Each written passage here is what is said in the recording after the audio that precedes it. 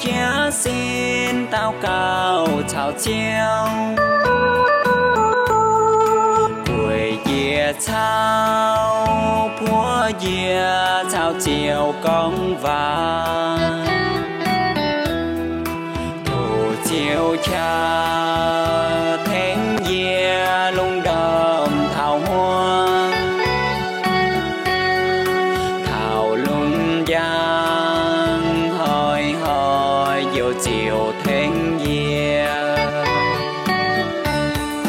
chiều nhảy hám nhảy cha kinh lông hơi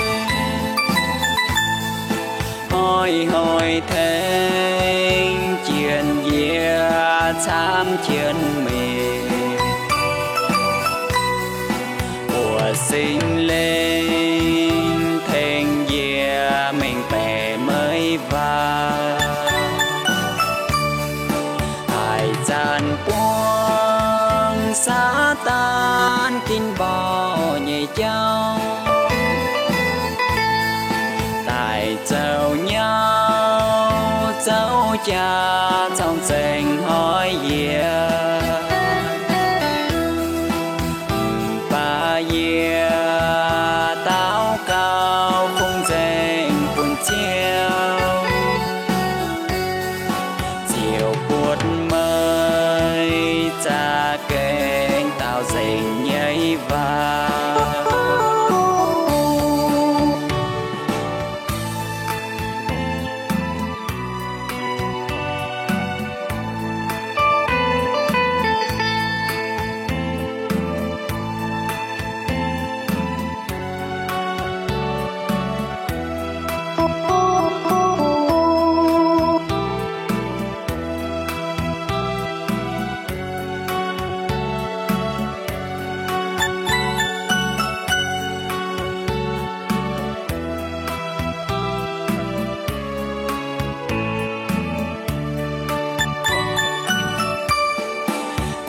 nhảy hám nhảy cha